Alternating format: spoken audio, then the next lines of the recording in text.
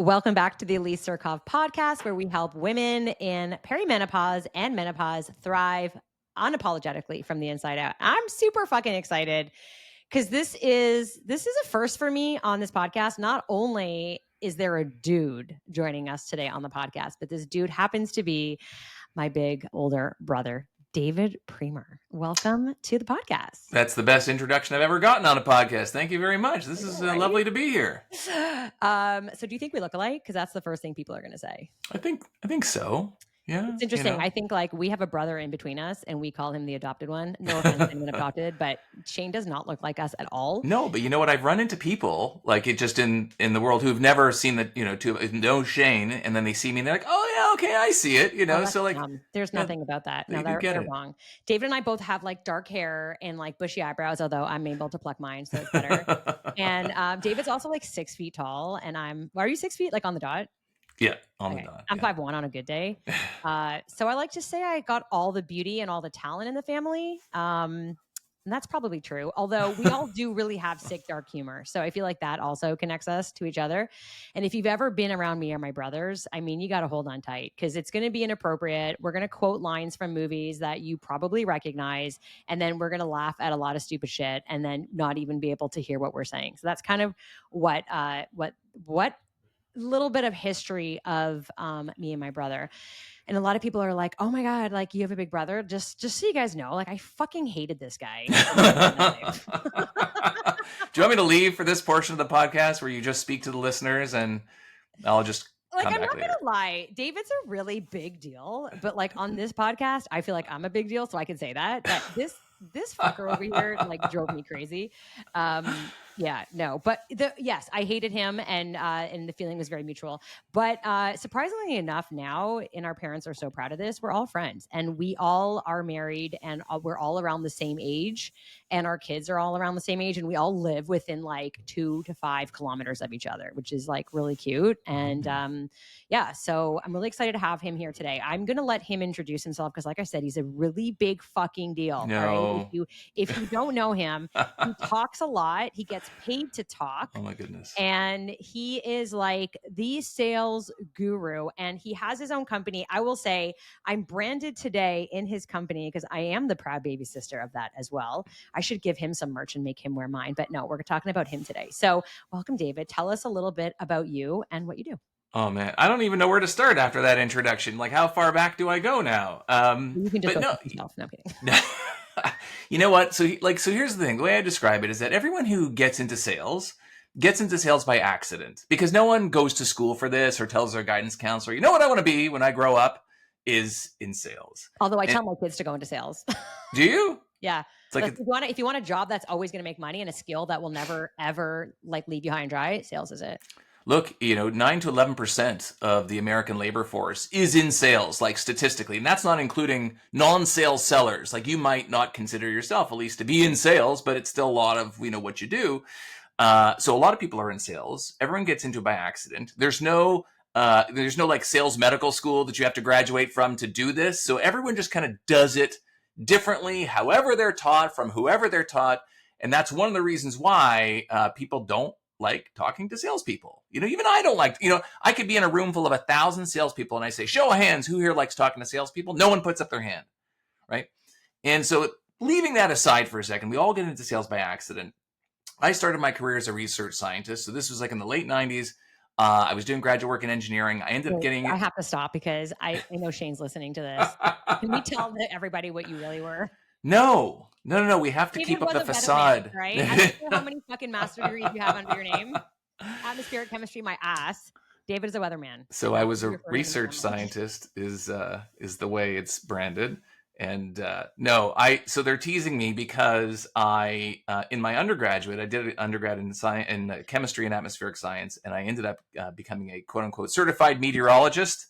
It's the fun fact when you're in a party and someone says, tell someone they don't know something about you. I'm like, oh, did you know I'm a certified meteorologist? Weatherman. So I was that.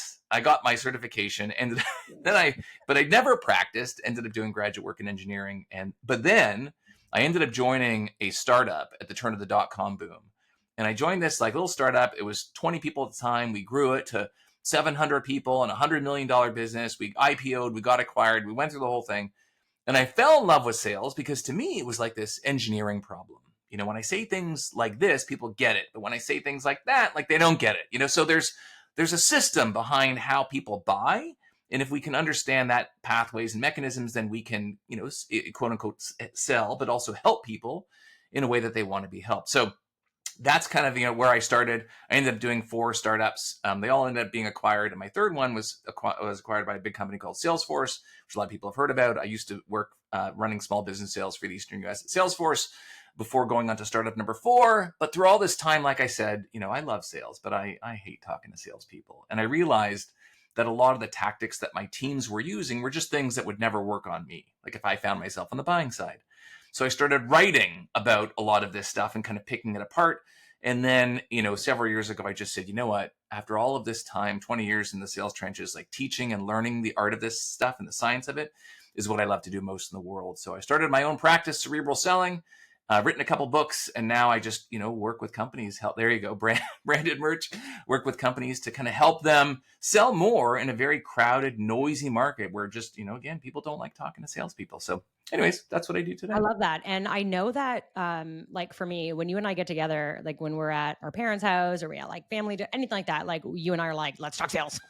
We want to know the latest thing right now. And I'll go to David and I'll be like, this is the objection I got. And how do you think I should handle it? But I actually do love sales. And like you said, I kind of fell into it because I am so passionate about what I do. And I have such a great product and service to sell that I'm really good at recognizing who needs that. And all I need to do is figure out, hey, is your pain the kind that I can solve? And, people do love to buy. People love to buy. They just, as you say, they hate being sold to, right? We don't like to be sold to.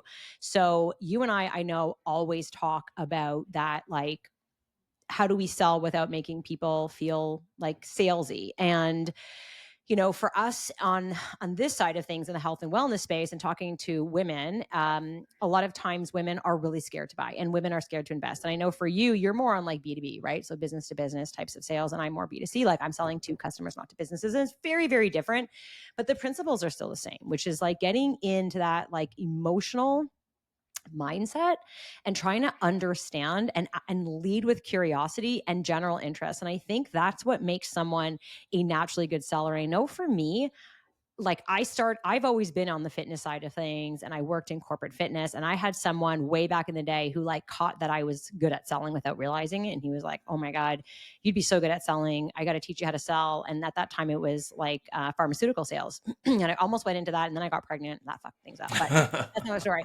But I know that so David is also huge on LinkedIn, and he does reference me a lot, or used to anyways, as the unconscious seller. Unconscious seller. That's it. Yeah. So I feel famous on that regard. That's actually how I got my start into social media. The unconscious seller. But what I want to really talk about today was something that David actually has spoken about on his platform.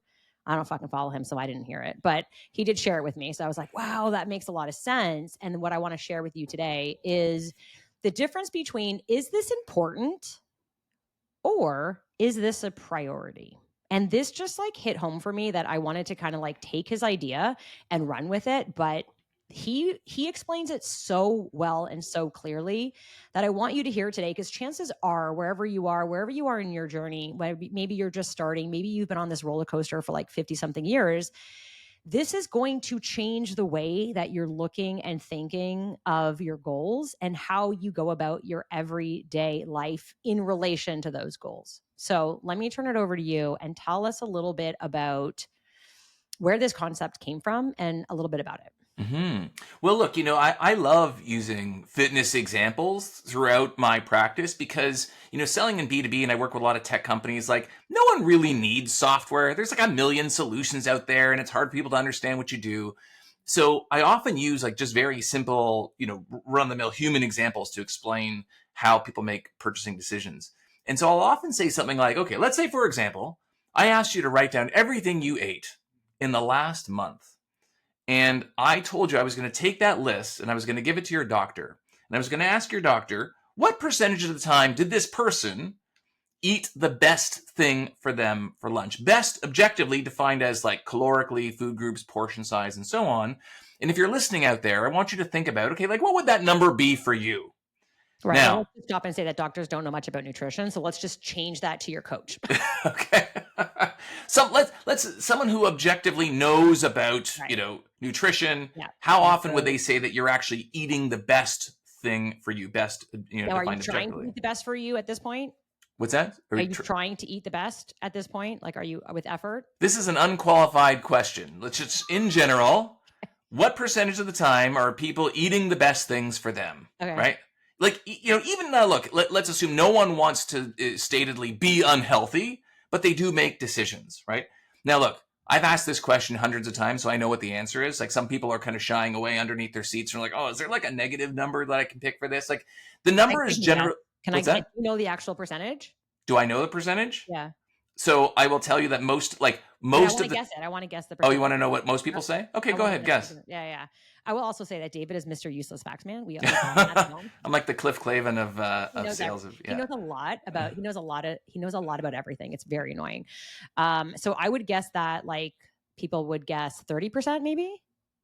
So the answer is usually less than that. Wow. Less than that. Like sometimes people kind of like, they're like, I don't know, 5, 10. Like sometimes you get a group with like super healthy people, but usually like 10 to 15% of the time is like what Wow. most people say. But You should let's send them to me if well, let's just let's just say it's 30%. Like I even asked this of my corporate clients, and they say, like, let's say when a customer picks your solution, you represent a software company or some kind of service, what percentage of the time would you say, like, even when the customer picked you, did they make the best decision for them objectively? And the answer for that is usually around 30%. When we start getting into things like food and indulgent things, like the answer is usually a bit lower. But let's just, generalize and say that people don't do the best thing for them most of the time, whatever number that is. Most of the time, we do not do the best things for us. So then the question is, okay, well then what do we base our decisions on? Like you think even when people are making, big sales decisions, like you're trying to buy a car or a house, the answer to all of this, and we know this from science, is that people buy feelings 100% of the time, right? People buy feelings. And we know this, like I say, from science, to the extent that, let's say, for example, people who have suffered traumatic brain injuries and have damaged the portion of their brain associated with the expression of feelings can no longer make decisions. And this is actually James, if people have read Atomic Habits by James Clear, he talks a little bit, he doesn't get into all the science, but he does talk about this in Atomic Habits. So now we get into this question of, like you mentioned, importance versus priority. So when I ask someone what's important to them, I say, like, is your health and the health of your family, is that the most important thing for you? And they say, oh my gosh, like if I don't have that, I don't have anything, right? But then I say, okay, does that mean that if I followed you around and wrote down everything you ate and how much exercise you got and how you prioritized your stress and sleep and so on, would I find that your actions are consistent with what you said is the most important thing? And then you get that same reaction of like no. The answer is no. I would not see that. And so I say, like, there's a difference. And I, as a person who trains salespeople, this is a distinction I want to really drive home, because oftentimes we think importance is the relative magnitude of the size of the problem someone's looking to solve. So your health, that's a really big, big, heady magnitude size problem. In a business, it would be like, hey, look, if you do this thing, it'll save you $1 million or $10,000 or whatever it is. Like, it's a really big problem. That's what importance is. Priority speak to someone's level of sense of urgency to solve that problem. So like your health is important, but it doesn't mean that it's something that you are putting first every day. And I see this a ton because oftentimes salespeople are confused when they put this amazing case in front of a customer for why they should buy their product or service, and then they don't do it. And they have no idea why. Because these two things are very, very different. What we need to do, I say like in sales, but even in your own personal life, if you're trying to actually do something, it needs to be a priority. You need to have a sense of urgency to solve it. Otherwise, you won't spend time doing it, no matter what you say is important. So that's like the first distinction between importance and priority. And I will say that, like, this is what you and I were talking about, where I say sometimes I'm on a call with someone talking about the program and they need this program and they cannot see the other side of what's going to happen after they do this program. But I am like, I'm going to fucking not only change your life, I'm going to save your life. I'm going to make your relationship with your husband better. I'm going to make you able to make more money at work, and I'm going to make your life better, and you're going to love what you see. And they're saying, yeah, this is so important to me. That's why I'm talking to you about it. And then they don't do it. And I'm just like, want to smash my head against the glass, because then what happens, and this happens 3 times in the last week, I've spoken to women who I've spoken with already 6 to 12 months ago. And I feel like I've failed them, because if I showed them this 6 to 12 months ago, and open their eyes to, like, hey, they think it's important, but they're not actually ready. They're not actually in that mind space of making it a priority. I could have saved them 6 to 12 months of more weight, more hardship. And I'm like, I failed as I don't want to say like a salesperson, but I failed as a business owner to explain that to them. Mm-hmm.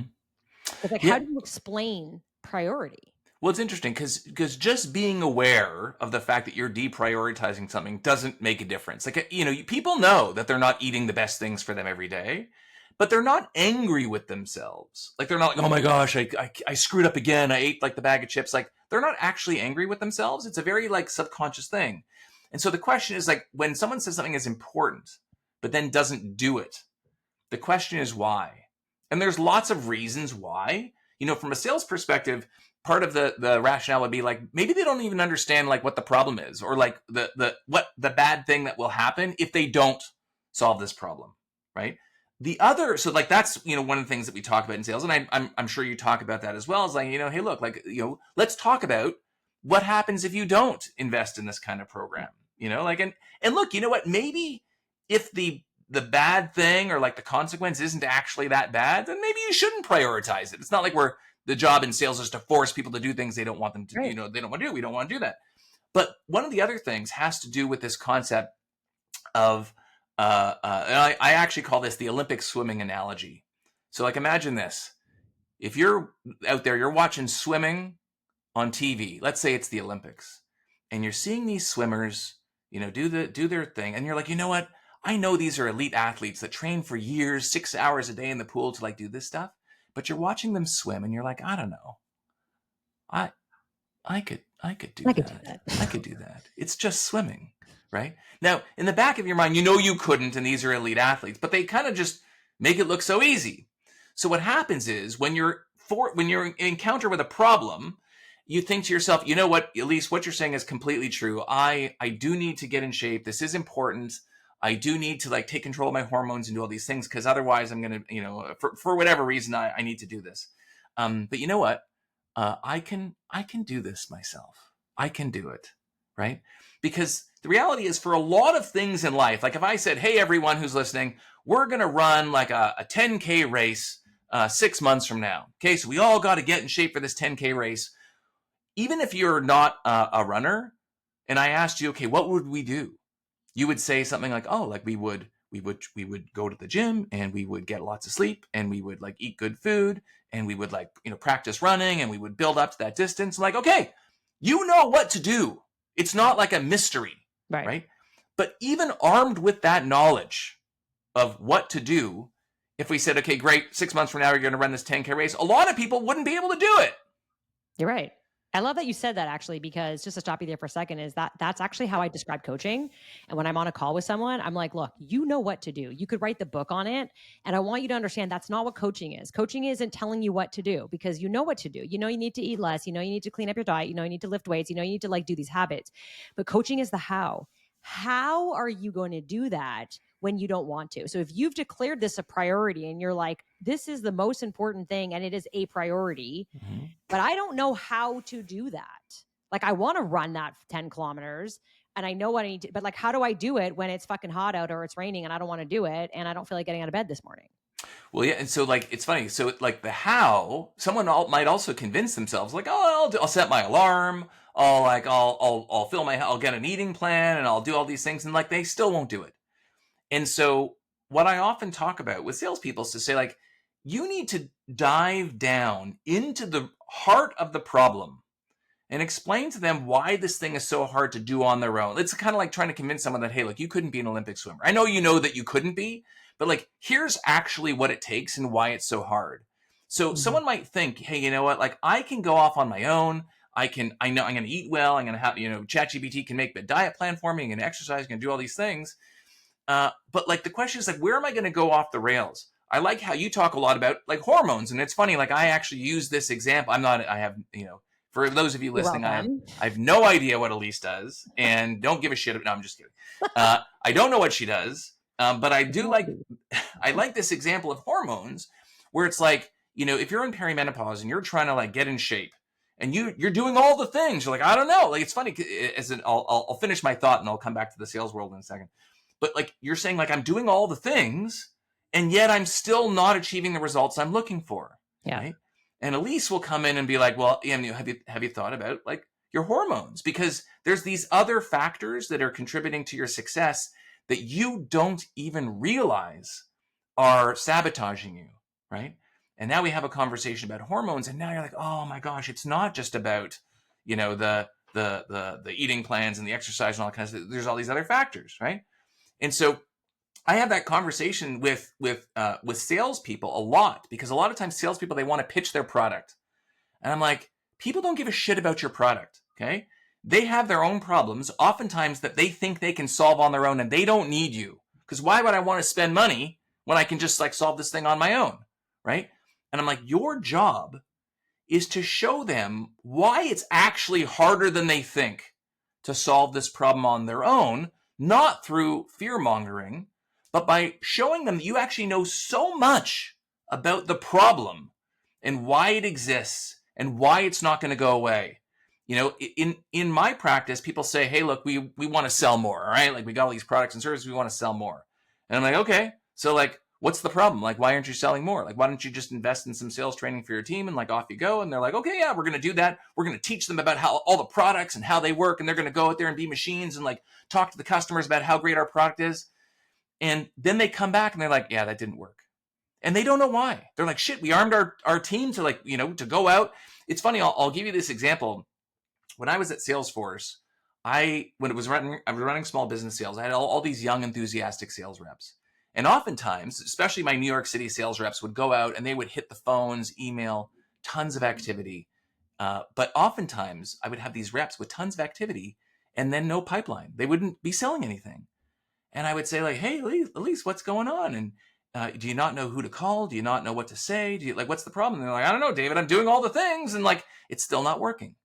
So I would listen to some of their sales calls, and imagine I'm listening to the sales calls of these young, enthusiastic sales reps. I'm like, you know what? I don't even care like what you're saying. I'm just listening for the tone of the call.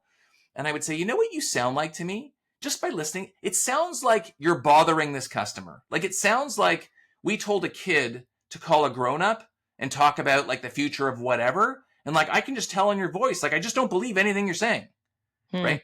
And so it's not so much about the words, it's about the tone, it's about the approach, it's about the conviction. And when I have this conversation with sales leaders, like, do you ever listen to your sales team's calls? Sometimes they don't. But when they do, they're like, oh shit, you're Like, they right. catch it right away. They They're know like, what's oh going my on. God, yes. Yeah. And like, we are leading with products and not problems. And we're not going deep enough. And we're asking people to buy too soon. So back to like the importance versus priority. If you're out there and you have a problem, right? You want to get in shape, you want to lose weight, you want to get fit, whatever it is. And your tendency is to think, well, I'm going to just solve this problem myself. In the face of all of this knowledge, you're not having success. And the question is why? And so that's why when you think about importance versus priority, this is a trap that people fall into.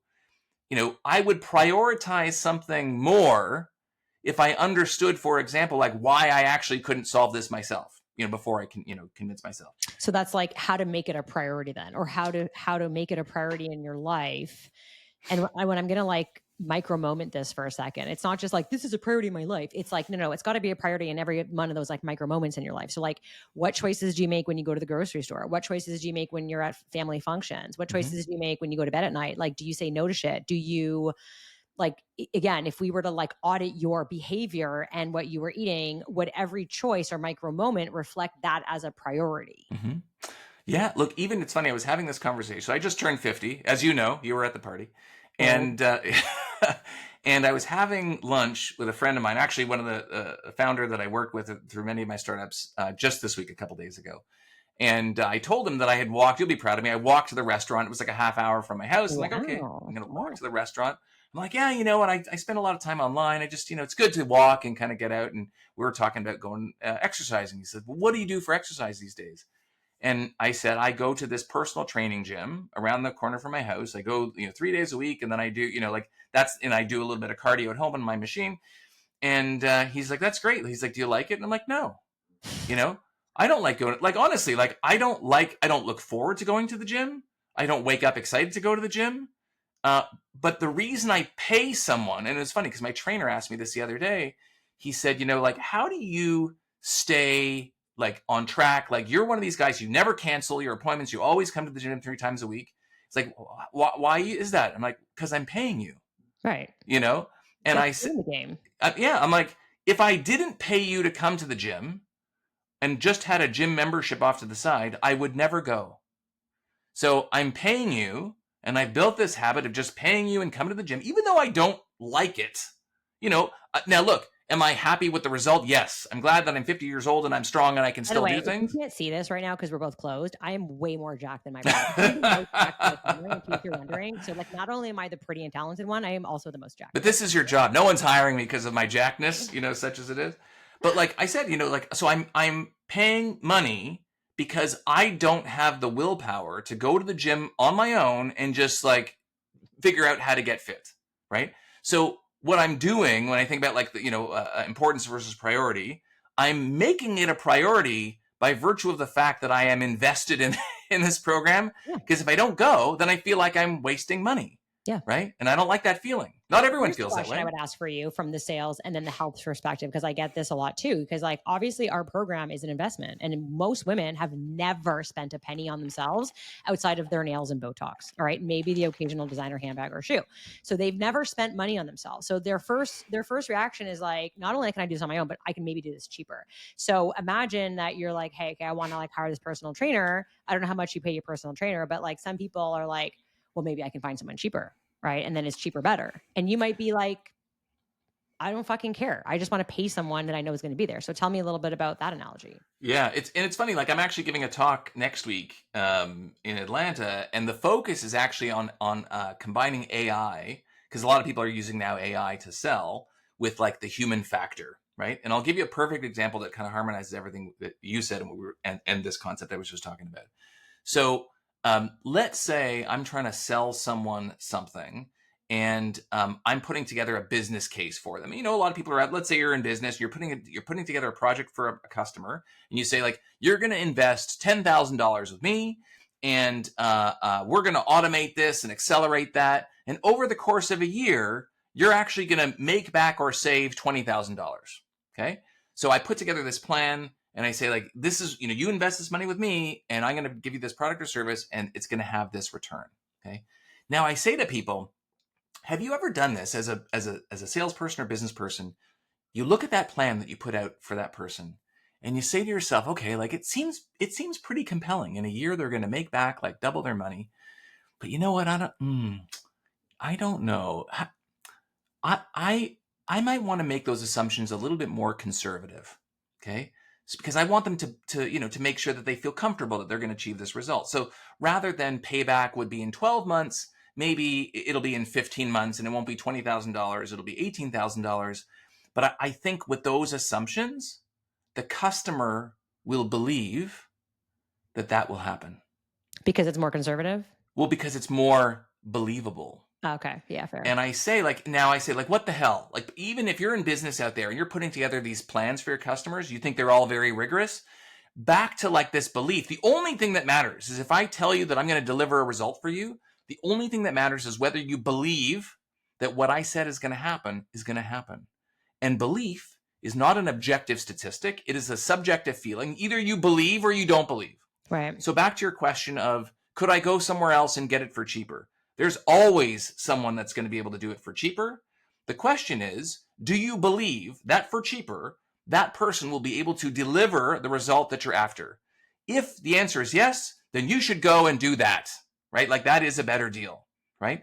But the question is, and I talk about this, in the context of selling all the time, which is like, are we making our customers feel that they will achieve the outcome with us, right? Because that's worth a lot to customers. Like especially in the fitness industry, people have wasted all sorts of money on machines Oh and my God. programs For that sure. don't work.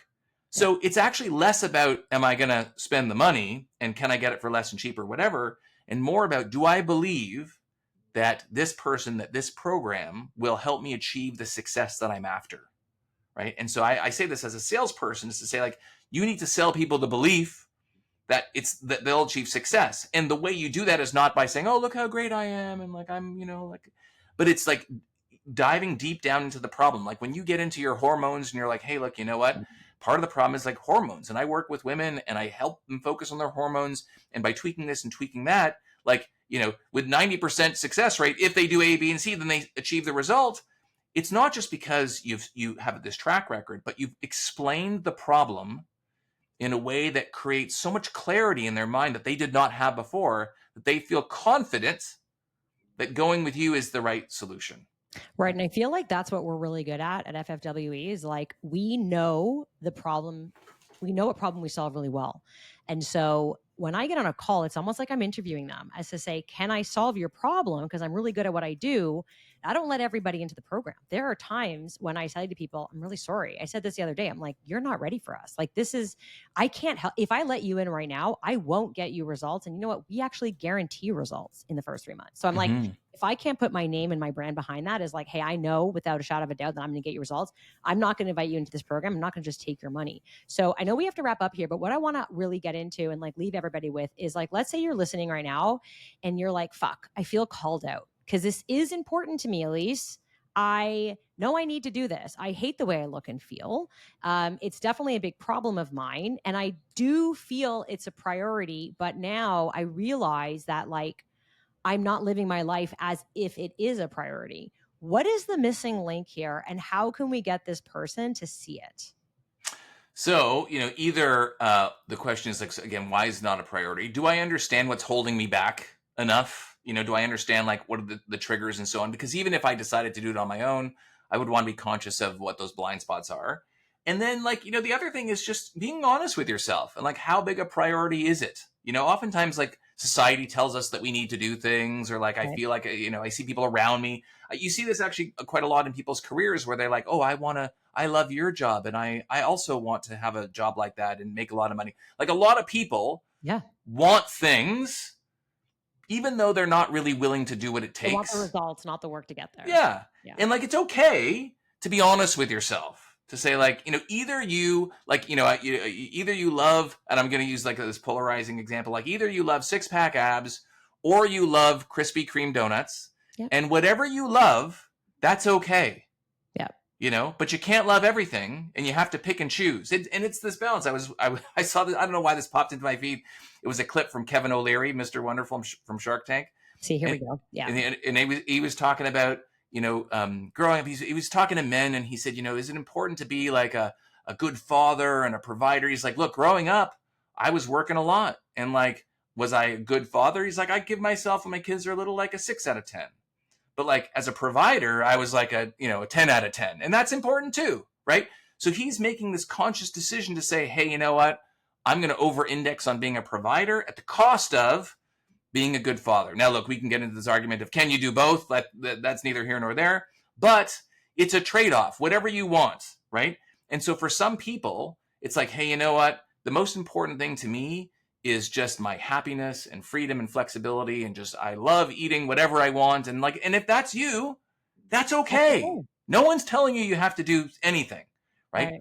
But you always want to be aligned, with yourself, and ask yourself those tough questions, like, what is it that you want?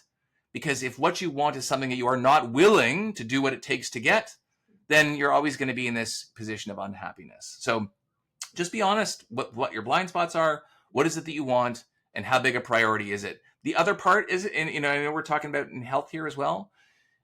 In health, there are consequences to not being healthy. Like there's consequences to everything. But I often tell people, if I told someone that I needed you to exercise, 3 days a week, they might say yes or no. But if I said, I've looked at your lab test results, and statistically, you're gonna have a heart attack in the next 3 years if you don't get on the treadmill. All of a sudden, what was important becomes a priority. Mm. So, I want you to also think about, like, how important is this, even just from like a from a health perspective, from a longevity perspective. Is that important? And I often, when I talk to salespeople, say, like, sometimes we have to kind of call out the problem. If you keep going like this, here's what's going to happen.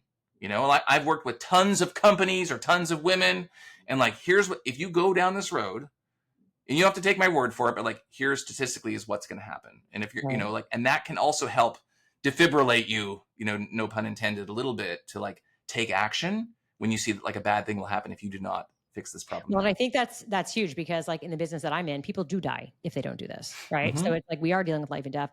So I love that, and I think that I do have those conversations where I say to people, "What happens in a year from now if you don't do something?" And if they're like, "I'll just buy bigger pants," I'm like, "Great, go buy bigger pants then. Like, we're cool." But I Hmm. think that the really important thing, not to, like, pun intended on that topic, but what I want to leave people with is, like, hey, it's okay, like you said, if you think you should want it and that's why you feel like it's a priority, like, yeah, of course, health is a priority to me, but it's okay to not have it a priority too if that's truly not a priority to you. And I guess my job, when I'm talking to women, is to really figure out where they are in the barometer of a priority, right? Hmm. And be like, hey, if I can show you the other side of what happens if you don't do this, does that change the temperature on that scale at all? And if it does, then we're in business together. And if it doesn't, that's okay too. That's why I always say to people, go try more shit, fail more, and then come back to me. So 100%. I love that. Well, thanks for joining me today. This was a lot of fun. And I'm glad that we, weren't that inappropriately silly. Yeah. Let everybody know, because there are a lot of coaches I know that do follow me and they are always interested in learning more about sales. And I do love your snippets, even though I try not to watch it because, sometimes. Um, tell us how we can find you and we'll link it in the show notes below. Yeah, I give out tons of stuff for free on my, like, all sorts of content, articles, videos on my website, which is Cerebral Selling, like all one word, cerebralselling.com. And my first best-selling book is called Sell the Way You Buy. So if you're interested in that, you can get that. You can find it on Amazon or wherever you get books. But yeah, everything is there on the website, and We'll happy link to that help. below. You definitely want to check out that book because I am obviously referenced in there. That's the main reason people should check out the book. Yeah, you should 100%. go check out the Yes. book just to see my name. And I'm also referenced in the second one too, I Yeah. think. You are. Oh, You are. You're the worst salesperson I in the am book, the remember? worst Yeah. salesperson. And yet here I am running a big business, I right? Like, needed I don't know how that names. happened. It's funny, my kids, like, you need names. So when you have a book and you're like, oh, Elise is a vice president of whatever. And, like, you need names for, like, fictitious characters. And so I've inserted the names of my kids and and my siblings and my parents into my books. So they think that they are now famous. Making it. Yeah. Yeah, There you as the go. unconscious seller. That's So it. yeah, just so you guys know, I am there. That's really how I got my start in social media there with That's it. my big brother. Yeah. All right. Well, thanks so much for joining me. If you guys want to watch this on YouTube so you can actually see what we look like, make sure you go check that out on my YouTube channel. I will again link that all below. Until the next time.